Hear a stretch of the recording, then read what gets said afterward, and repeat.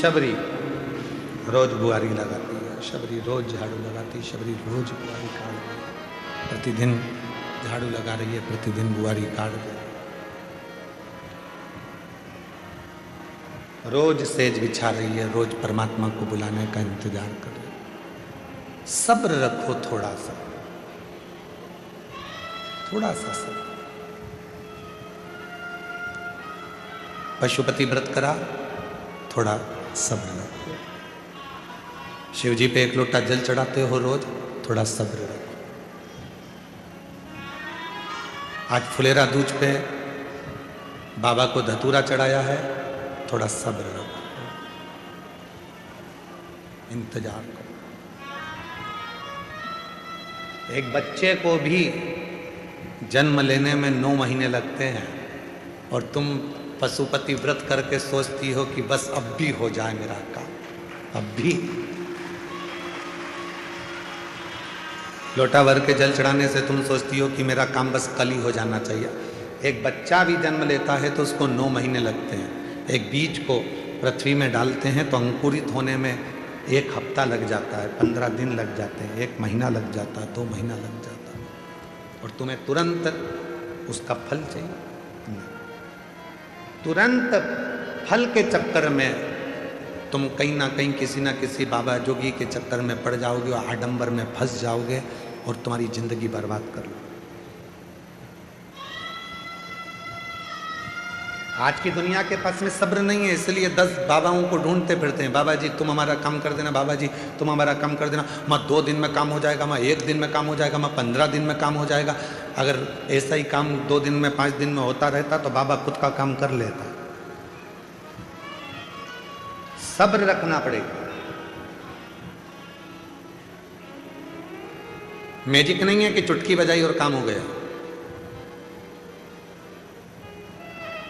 थोड़ा सा कुछ उठाकर फेंक दिया और तुम्हारा काम, ना ना ना, ये मैजिक नहीं। इंतजार करो, थोड़ा प्रतीक्षा करो, थोड़ी सब्र रखो। शिरडी साईं बाबा के दर्शन के लिए जाते हो तो वहां 2 चीजें लिखी रहती है, श्रद्धा, दूसरी सबूरी, सब्र। जितना सब्र रखोगे उतना उतना तुम्हारे जीवन को सुख प्राप्त होगा। हम सब्र ही नहीं रख पा रहे। हमने बोला और हमारा काम होना चाहिए, हमने बोला ऐसा होना तो होना, शिव जी को जल चढ़ाया हमारा काम होना तो होना, हमने भगवान से प्रार्थना करी ऐसा होना तो होना। सब्र। आज धतूरा चढ़ाया तुम लोगों ने, सबने, पूरा भारत, पूरा विश्व आज शिव जी को धतूरा चढ़ा रहा है और कई जगह पर धतूरे की कीमत 100 रुपए हो गई है। वो तो सोशल मीडिया पे चल रहा है कि भोपाल, इंदौर, नरसिंहपुर, ग्वालियर, आगरा, कानपुर, लखनऊ, धतूरे की कीमत 100 रुपये, 150 रुपये, 60 रुपये, 70 रुपये, 300 रुपये तक धतूरा बिक रहा है। इसको कहते हैं शिव। अपने पास जो रखता है उसकी कीमत कब बढ़ा देगा पता ही नहीं चलने देता।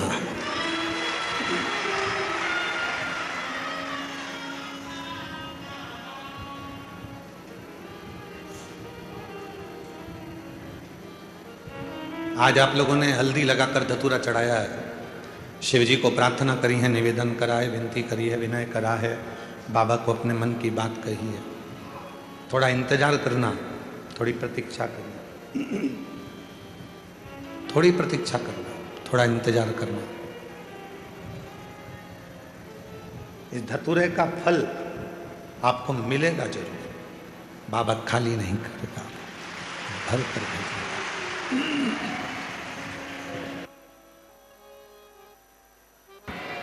भेजेगा वो आपको, उसका फल आपको मिलेगा। 1 लोटा जल चढ़ा रहे हो तो उसका भी फल आपको मिलेगा। पशुपति व्रत कर रहे हो तो उसका भी फल आपको मिलेगा।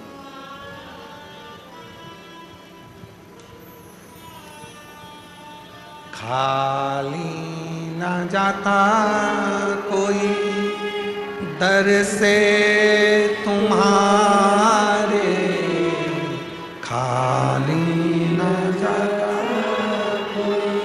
दर से तुम्हारे मैं भी खड़ी हूँ नन्ही बाहें पसारे, अपने हृदय से लगा लो, गिरा जा रहा हूँ, उठा भोले अपने दर से अब तो ना टालो, गिरी जा रही हूँ, उठा। उसका फल आपको प्राप्त मिलेगा। सब्र रखना, इंतजार करना।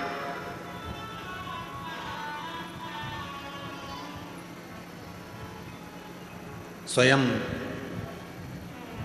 उमा ने, माता उमा ने भगवान महेश से पूछा था।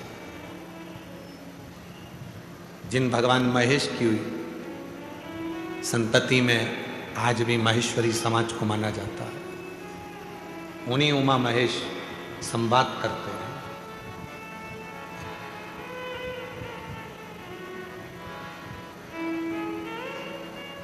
उन्हीं उमा महेश,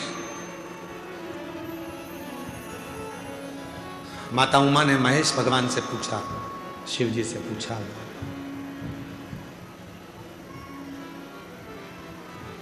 आपकी और हमारी जो संतति होगी, आपका और हमारा जो वंश बढ़ेगा, जरा ध्यान देना इस प्रसंग पर। सब अपने व्यापार में, सब अपने व्यवसाय में, सब अपनी नौकरी में, सर्विस में व्यस्त हो जाएंगे कली काल में।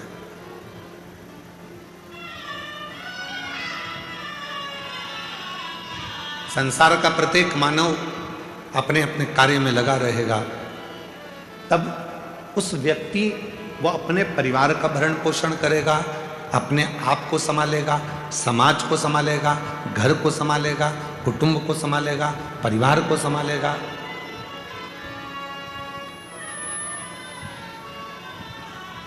हो सकता है वो आपको भूल जाए, हो सकता है वो आपका स्मरण ना कर पाए, तब आप उस जीव को मुक्त कैसे करेंगे, उसके कार्य को सफलता कैसे देंगे, उसको फलित कैसे करेंगे। भगवान महेश ने माँ उमा को जो कहा वो आपकी जिंदगी में उतार कर रखना।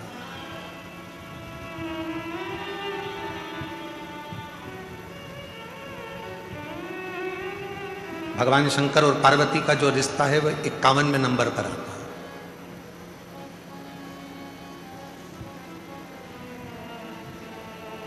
माता सती और शिव जी का जो विवाह है वो 49वें नंबर का है। 50वें नंबर में बीच में सती और पार्वती के बीच में एक भगवान शिव और माता पार्वती का, सती का प्रागट्य एक और हुआ है, जिसमें माता पार्वती जी कोयल बनी हैं और भगवान देवाधिदेव महादेव नीलकंठ बने हैं। ये बीच में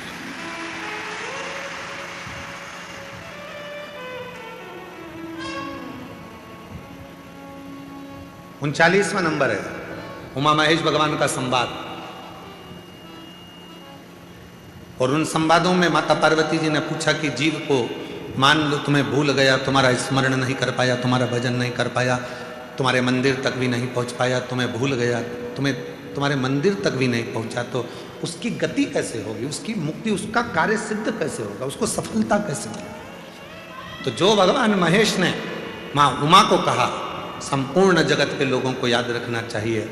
भगवान महेश कहते हैं, उमा, संसार का मनुष्य यदि मुझे भूल भी गया कोई बात नहीं, मुझे भजना भी भूल गया, मेरा नाम भी भूल गया, मुझे नहीं भज पाया, मेरी औलाद, मेरी संतान यदि मुझे नहीं भज पाई, किसी के गले में अगर रुद्राक्ष पड़ा होगा या किसी के मस्तक पर तिलक लगा होगा, भस्म लगी होगी, त्रिपुंड लगा होगा, चंदन लगा होगा, कुंकू लगा होगा, या उसके गले में यदि रुद्राक्ष पड़ा होगा और ऐसा व्यक्ति भी उसके सामने से निकल कर चला जाएगा और उस रुद्राक्ष पहने हुए व्यक्ति का, बच्चे का, बूढ़े का, महिला का, पुरुष का, किसी का भी दर्शन अगर उस व्यक्ति को भी हो गया तो जितना फल रुद्राक्ष पहनने वाले को मिलेगा उसका दर्शन करने वाले को भी उतना ही फल प्राप्त होगा,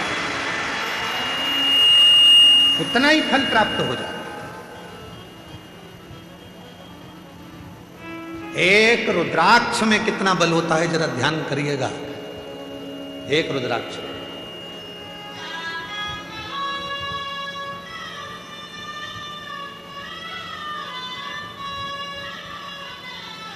63 नैनार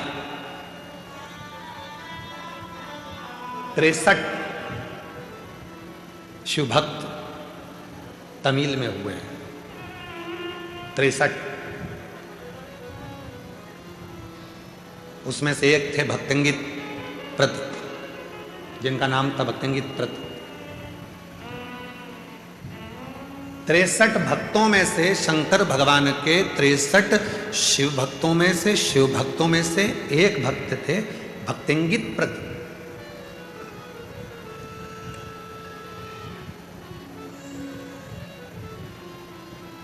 बहुत बड़े पैसे वाले थे, बहुत बड़े। उनके पिताजी भी हीरे पन्ने का काम करते थे और भक्तंगित प्रत पिताजी के जाने के बाद वो भी हीरे पन्ने का काम करते थे। मां कावेरी के तट पर रहते थे। जैसे उत्तर में मां गंगा की पूजन होती है वैसे ही दक्षिण में मां कावेरी की पूजन होती है। शिव जी के भक्त तो थे ही नहीं, उनका नाम माम स्मरण में था ही नहीं, वो पहले भक्त नाम ही नहीं था उनका। वो तो एक सेठ थे, धनिक सेठ, पैसे वाले, धनपति, करोड़पति। विदेश में उनका व्यापार होता था। भक्तंगित प्रत का खूब दौलत थी, खूब धन था, खूब वैभव था, कोई कमी नहीं थी। उन्होंने अपनी जिंदगी में शिवालय भी नहीं गए, पर एक नियम उन्होंने अपने जीवन में बनाया था, मां कावेरी का स्नान करना, मां कावेरी का दर्शन करना और मां कावेरी के स्नान कर कर अपने घर आना और अपने व्यापार में लग जाना। अब जो लोग कहते हैं कि हमें दुकान से फुर्सत नहीं मिलती, हमें व्यापार से फुर्सत नहीं मिलती, हमें पढ़ाई से फुर्सत नहीं मिलती, हमें नौकरी से फुर्सत नहीं मिलती, उनके लिए सबसे अच्छी कथा है भक्तंगित प्रत की। 63 नयनारों में से, शिव संप्रदाय के सुंदर भक्तों में से, तमिल के 63 भक्तों में से एक भक्त है, एक भक्त भक्तंगित प्रत।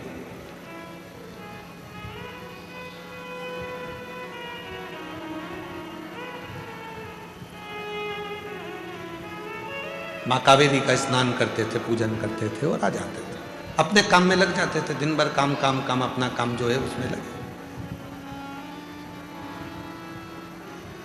धर्म पत्नी के औलाद नहीं थी, संतान नहीं थी। सारी दुनिया के जितने भी वेद थे, डॉक्टर थे, सबको दिखाया गया, वेदों को दिखाया। अब पैसा की कमी तो थी नहीं, फिर भी उनके घर में औलाद का सुख नहीं आया भक्तंगित प्रत के। और जब भक्तंगित प्रत के घर में जब संतान नहीं हुई तो उन्होंने विचार कर लिया कि ये दौलत, ये हीरे, ये जवाहरात, ये धन, ये दौलत किस काम का। अब व्यापार करूंगा पर मेरा व्यापार मैं नहीं संभालूंगा, मेरे नौकर संभालेंगे, सेवक संभालेंगे और अपन तो अपनी बस घर में आराम करेंगे, इसमें वही की वही कर। धर्मपत्नी का नाम था वसुमती। वसुमती ने एक दिन पूछा अपने स्वामी से कि तुम आजकल दुकान पर नहीं जाते, व्यापार नहीं करते, विदेश यात्रा नहीं कर रहे हो, हीरा जवाहरत बेचने के लिए नहीं जा रहे हो। भक्तंगित प्रत ने कहा कि मुझे अब जाने की जरूरत नहीं है, अब नहीं जाऊंगा। किसके लिए कमाऊंगा? जब औलाद ही नहीं है तो फिर कमाना क्या? अब नहीं जाऊंगा, अब नहीं जाऊंगा मैं, अब मुझे जाना ही नहीं। फिर भी धर्मपत्नी वसुमती ने उनको धीरे धीरे धीरे धीरे काम पर भेजा। एक दिन की बात थी, भगवान शिव करुणा कैसे करते हैं वो देखिए, कृपा कैसे करते हैं। आज कावेरी का स्नान कर कर जब आ रहे थे, एक कोई शिव भक्त, गले में रुद्राक्ष लाल धागा था और एक रुद्राक्ष लटक रहा था उसमें। उस रुद्राक्ष के आगे आगे झूलने से उस भक्तिंगित प्रद के नेत्र चले गए और उसने उस शिव भक्त के चेहरे का दर्शन कर लिया। कई लोग कहते हैं सीवर वाले गुरुजी कोई कथा ऐसी कथा लाते हैं कि वो हमको, तो हम फिर कहें 63 नयनार में से भक्तिंगित का कथा निकालना, 63 शंकर भगवान के भक्त जो तमिल में हुए हैं उसमें से एक भक्त की कथा ये है कि रुद्राक्ष पहनने वाले के मात्र मुख का दर्शन कर लो तो भी शिव के दर्शन का फल प्राप्त हो जाए। कोई कहता है कि रुद्राक्ष क्या महिला नहीं पहन सकती? कौन सी पुराण में लिखा है कि रुद्राक्ष महिला नहीं पहन सकती? कोई कहता है रुद्राक्ष क्या लड़कियां नहीं पहन सकती? शिव महापुराण की कथा कहती है मेरी जगत जननी जगदम्बा तो कुंवारी अवस्था में हिमालय राज ने उनके गले में रुद्राक्ष धारण कर दिया था। मां पार्वती के गले में रुद्राक्ष बाल्य अवस्था से था, कुंवारी अवस्था से था।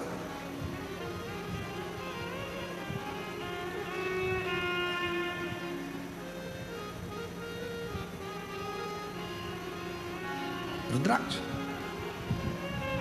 जिसको तुम धारण कर, कोई व्यक्ति पे ना या आते हैं कई भक्त जो बेलपत्री लेने के लिए आते हैं तो हम देखते हैं उनके गले में रुद्राक्ष, कोई भाई है, कोई बच्चे हैं, कोई माताएं, उनके गले में जब रुद्राक्ष दिखता है तो रुद्राक्ष जब जिसके गले में दिखता है तो हम उसके चेहरे का दर्शन जरूर करते हैं। क्यों? उसमें मेरा शिव बसा है, इसलिए वो रुद्राक्ष पहनकर यहां पर। और जिसके गले में रुद्राक्ष नहीं होता वो बाजू में खड़े होकर भी चिल्लाता रहता है बाबा जी बाबा जी बाबा जी, तो भी हम उसको देखते ही नहीं। रुद्राक्ष है तो दृष्टि अपने आप जाती है।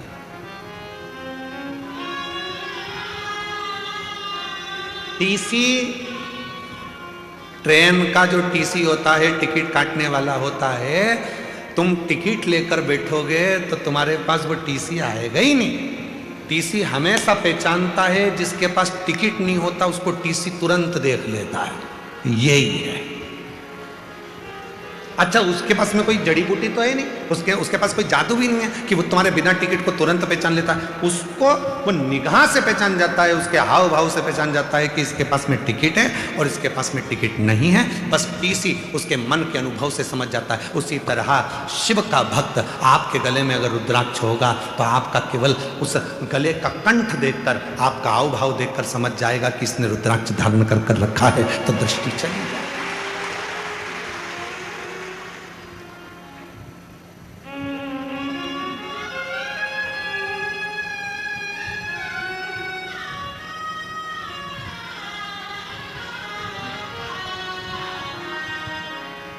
सुंदरता होगी तो लुच्चे जरूर देखेंगे,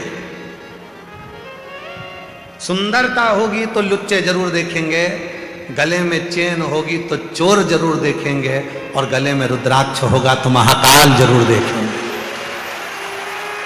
महाकाल जरूर देखेंगे। कितना सुंदर हो तुम, वो लुच्चा कहीं से छुप के कितनी सुंदर है, कितनी सुंदर है, कि वो लुच्चा देखेगा। और तुम्हारे गले में जैसे ही सोने की चेन पड़ी तो चोर पीछे पड़ी। अब जरा विचार करो, सोने की चेन देखकर चोटा पीछे पीछे आता है तो रुद्राक्ष देखकर मेरा कालाधिपति महाकाल भी पीछे पीछे आता है। रुद्राक्ष देखकर वो शिव पीछे आता है।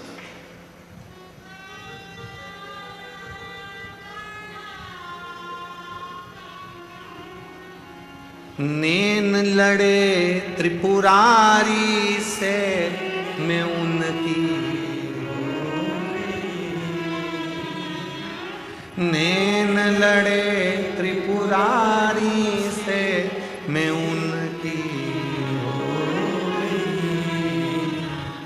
मेरे नैनन बरसे नीर सखी सी हो जाऊं,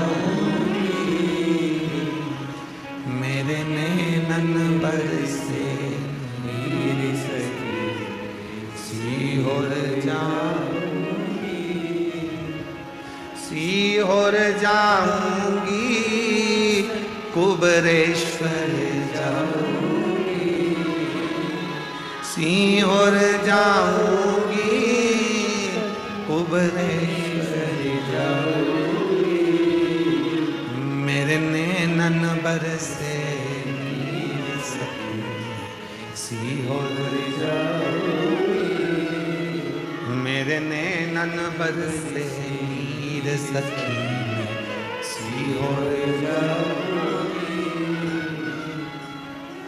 नैनों से अश्रु टपकता, अश्रु।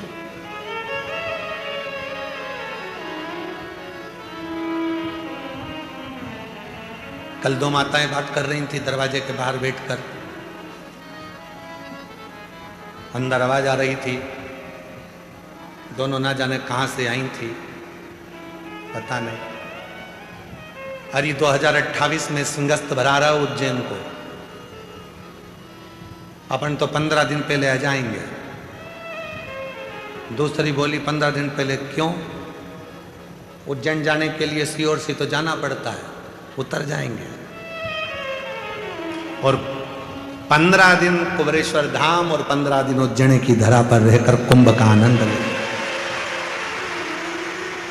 अब वो तो बात कर रही थी, हम सुन के आश्चर्य में पड़ गए। इनकी प्लानिंग अभी से चालू हो गई, 28 तो देरी है।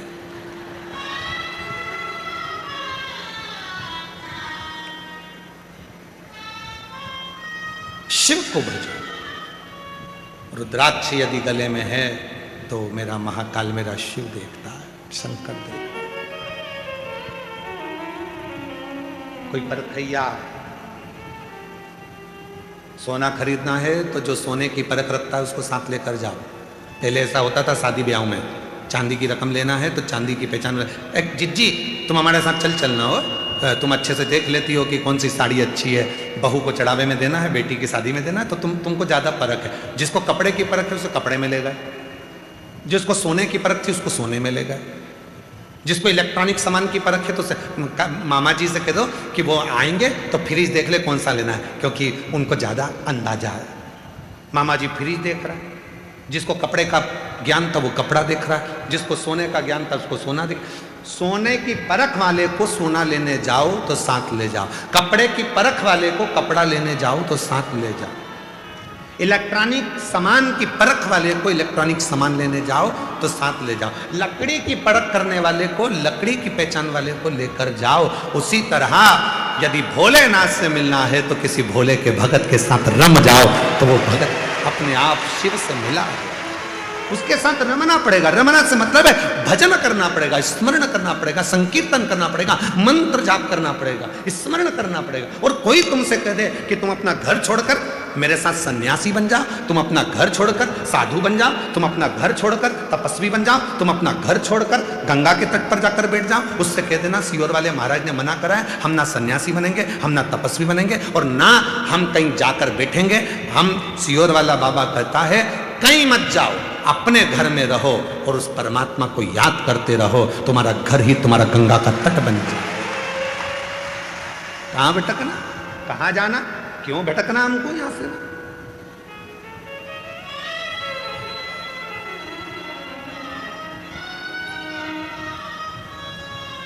भटकन छोड़ दो, भटकन छोड़। शिव कथा कर रही है, भगवान शंकर का चरित्र कर रहा है। भक्तिंगित रुद्राक्ष पहने हुए एक व्यक्ति का दर्शन कर लेता है और घर आ जाता है। घर आकर उसने अपनी धर्म पत्नी वसुमती से कहा कि आज मुझे मार्ग में एक कोई रुद्राक्ष पहना हुआ कोई भक्त नजर आया, उसको देखकर बड़ा अच्छा लगा।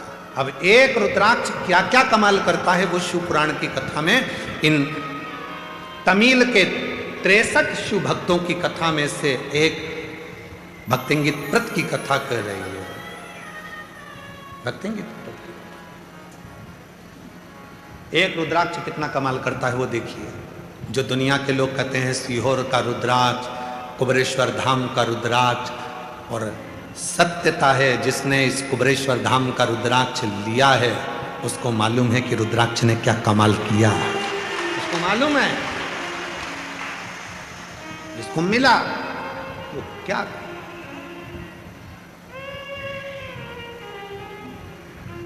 विचार किया। अब वो रुद्राक्ष ने अपना कमाल करना चालू करा। भक्तिंगित प्रद कभी शिव के मंदिर नहीं जाता था, कभी सत्संग में नहीं जाता था। उस रुद्राक्ष के पहने हुए व्यक्ति का मुख का दर्शन करा और फिर भक्तिंगित प्रद दूसरे दिन कावेरी का स्नान कर कर आ रहे थे। कानों में सूचना मिली कि पास में कोई संत प्रवचन दे रहा है। पहुंच गए, वो रुद्राक्ष खींच लाया। जहां पहुंचे वहां पर एक त्रिपुंड लगाया हुआ सन्यासी संत, गले में रुद्राक्ष की माला पहना हुआ, शिव महापुराण की कथा कर रहा था। भक्तिंगित प्रद वहीं बैठ गए और बैठकर कथा को सुनते रहे। मन लग गया। एक रुद्राक्ष ने उसको एक ऋषि के पास भेज दिया, ऋषि ने उसको कथा सुनाकर शिव के पास भेज दिया। अब तो भक्तिंगित प्रद घर पहुंचा तो अपनी धर्म पत्नी से बोला, कल से तू भी कथा में चल। धर्म पत्नी भी स्नान करती है, पूजन करती है, कावेरी का स्नान कर कर संत के प्रवचन में शिव पुराण सुनने के लिए बैठ जाती है।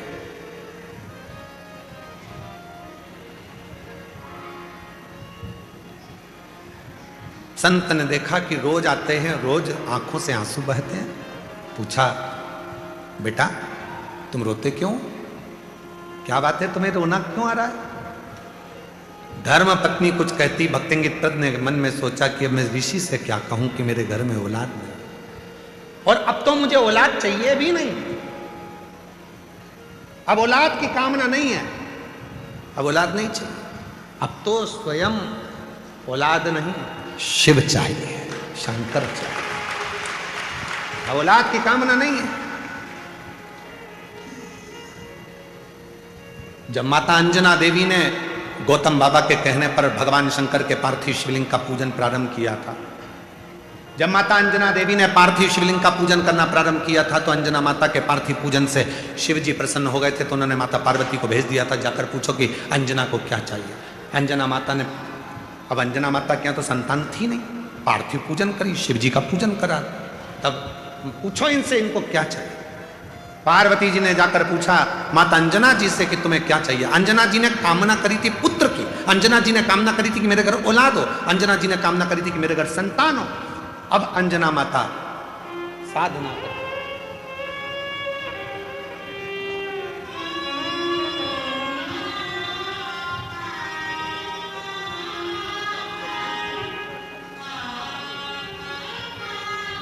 एक बार स्वामी जी के लिए जोरदार ताली बजाकर साधुवाद, जिन्होंने अपना कीमती समय रुद्राक्ष महोत्सव के इस पवित्र अवसर पर दिया।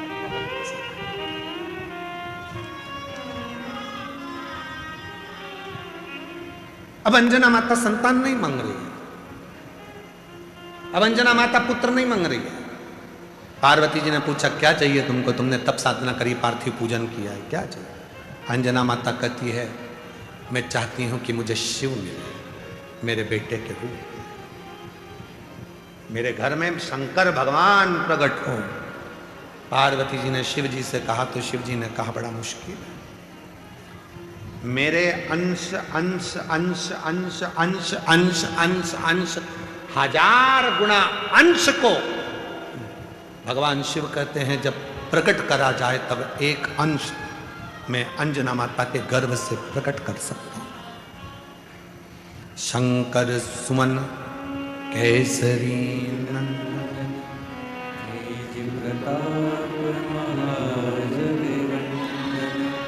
विद्यावान गुणीयति चारु राम काज कहले को एक अंश प्रकट कर सकता।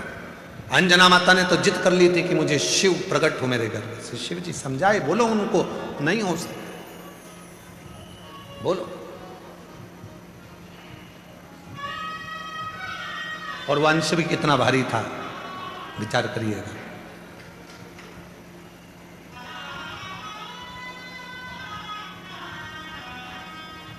जब कई लोग कहते थे ना कि हमारे शरीर में शंकर जी आ रहे हैं, तो मन तो करता है कि इनको विष का कटोरा दे दो। फिर कोई कहता है कि हमारे शरीर में हनुमान जी आ रहे हैं। शरीर में हनुमान जी, अरे रामचरितमानस में लिखा है बाली और सुग्रीव की कथा। बाली को वर था, जो तेरे सामने युद्ध करने के लिए आएगा उसका आधा बल तेरे शरीर में आ जाएगा। बोलो सही है कि गलत है? आधा बल उसका तेरे शरीर में आएगा। ये बाली को वचन था, वर था।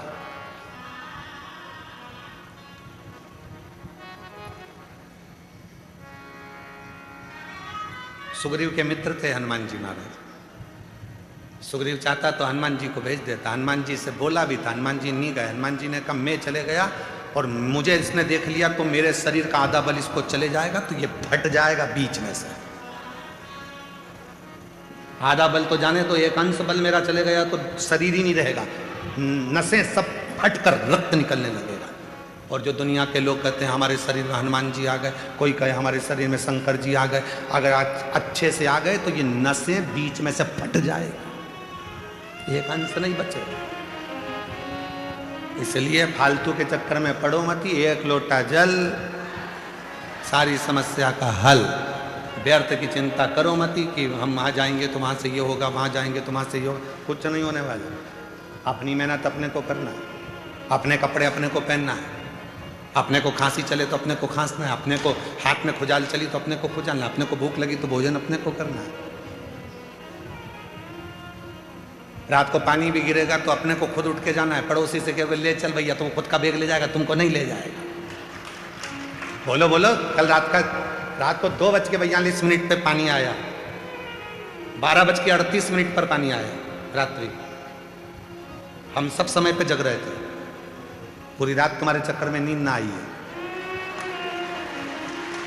पूरी रात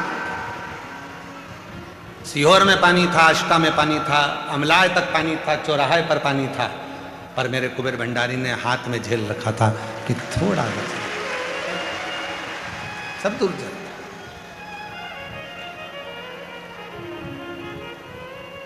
आया थोड़ा बहुत आया तो हम सुन रहे थे, बैग तुम्हारा, बैग तुम्हें उठाना, अपना बोझा अपने को ही उठाना। इसलिए सामान उतना लेके आओ कुबेरेश्वर धाम पे जितनी तुम्हारी जरूरत हो। अब लेके ढेर सारा आ गई, ले जाना भी उतने। और ऊपर से बच्चा था तो बाजार में घूम के दे जरा, एक फोटो दे दो, एक गुच्छा दे दो, बंदरवाल दे दो, सामान इतना इकट्ठा। और ऊपर से जितने भी भक्त आए तो कोई ने टॉफी बांटी, कोई ने बिस्कुट बांटा, और तुम बैग में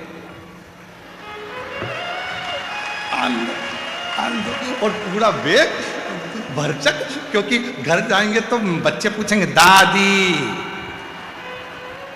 क्या लाई, ले टॉफी, ले बिस्कुट।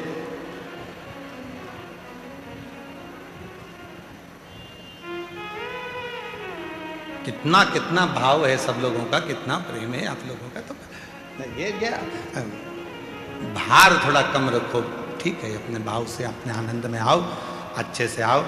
पिता का घर है, बहुत प्रेम से खूब भरपेट पाओ। 10 बजे से भोजन चालू होता है, रात के 8 बजे तक चलता है। 3 ट्रिप निपटा रहे हो, सवेरे का अलग, दोपहर का अलग और शाम का अलग। 5 रुपए की एक पानी की बोतल मिल जाती है, 1 लीटर की। पेटी पास में लग के बैठे हो, साड़ी डाल के।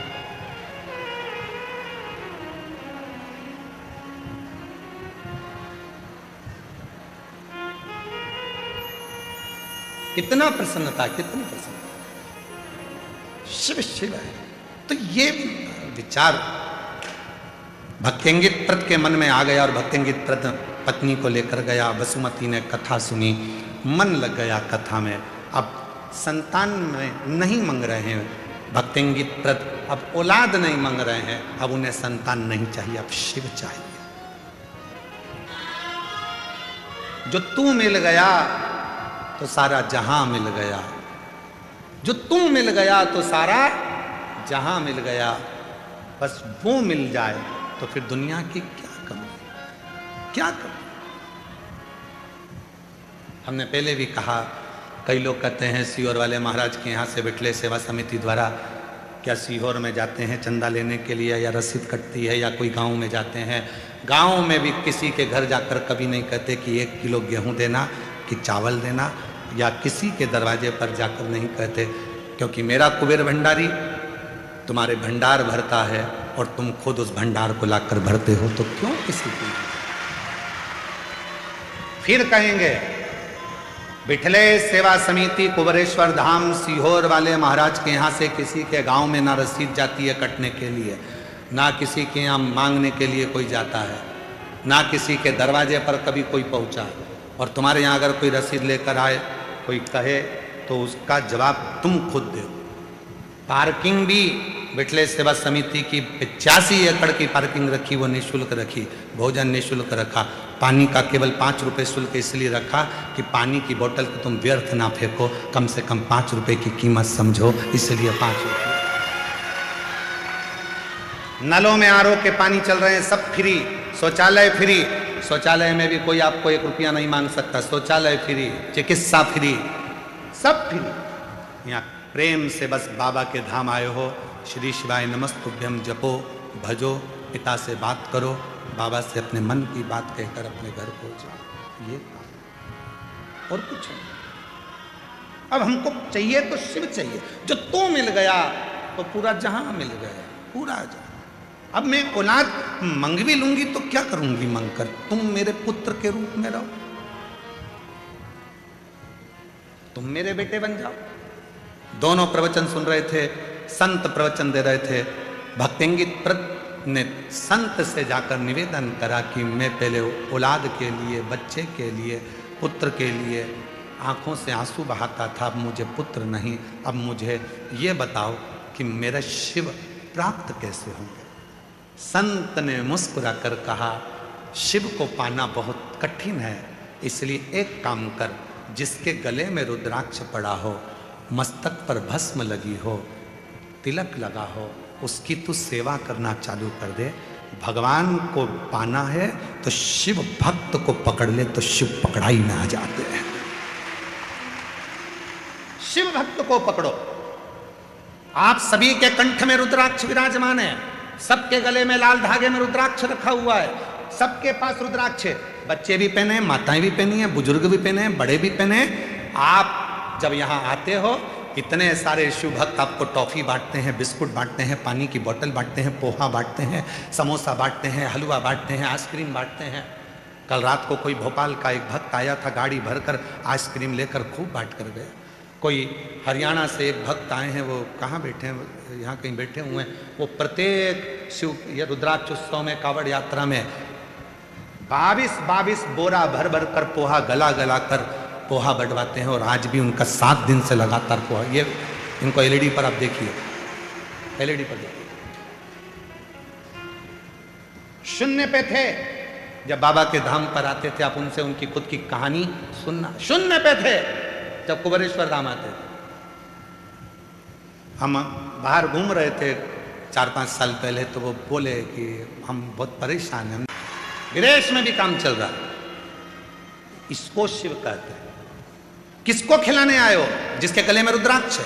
किसको देने आए हो? जिसके मस्तक पर तिलक है, त्रिपुंड है, तिलक लगा है, जो शंकर की भक्ति में डूबा हुआ है। शिव महापुराण में भक्तिंगित प्रत की कथा कर रही है। 63 शंकर के भक्तों में से भक्तिंगित प्रत की कथा कहती है कि जिसके गले में रुद्राक्ष पड़ा होता है, मस्तक पर तिलक लगा होता है, उस शिव भक्त का यदि मुख भी झूठा कराया जाता है तो लगता है कि शंकर ने प्रसाद पाया है और उसका फल मिलता है, उसका फल मिलता है। क्यों हम शिव पुराण में कहते हैं? जजमान तो व्यवस्था करता ही है, प्रत्येक शिव पुराण में भंडारा चलाता है जजमान, व्यवस्था करता है जजमान। फिर भी हम कहते हैं अपने घर से आओ तो कुछ खाने पीने का लाओ, मठरी बना लाए, खुरमे बना लाए, चने ले आए, कुछ भी लेकर आओ। बाजार से चाहे पानी का पाउच ले लो, पानी की बोतल ले लो, चाहे बिस्कुट ले लो, चाहे टॉफी ले लो। इन शिव भक्तों को खिलाओगे तो इनका खिलाया गया खाली नहीं जाएगा, एक ना एक दिन तेरा भंडार भर कर जाएगा। मुख झूठा कराओ इनका।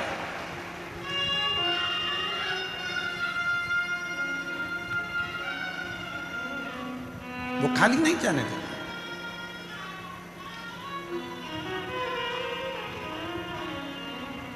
उसकी भक्ति इतनी प्रबल है, इतना विश्वास उसका दृढ़ है, भरोसा इतना।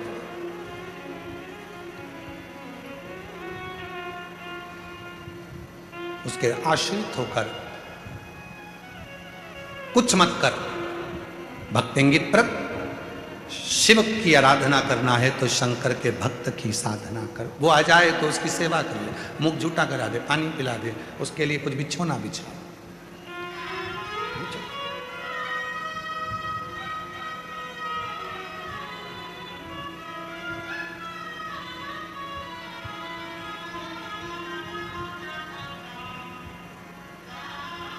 ठीक है, उसी में लग गया, आराधना में, साधना में, भक्तों की सेवा में। पैसे वाला था, जितने भी पैसे वाले लोग थे उसके साथ वाले, उन्होंने कहा पागल हो गया, व्यापार बंद करके ये बाबा ढोंगी चक्कर में पड़ा हुआ है, अपनी जिंदगी नाश कर, अपना जीवन बेकार कर। लोग उससे नफरत करने लगे, अब शब्द करने लगे। शिव पीछे की आवाज को,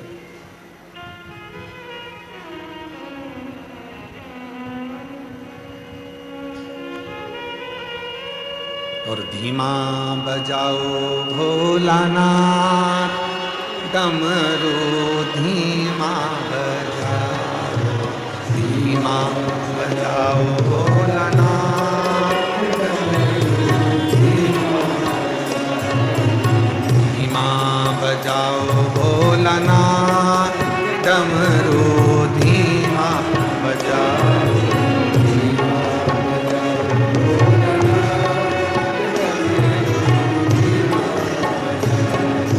डमरू की धुन सुन के ब्रह्मा जी आए, डमरू की धुन सुन के ब्रह्मा जी आए, ब्रह्मा जी आए संग विष्णु जी को लाए, ब्रह्मा जी आए संग ब्रह्मा जी को लाए।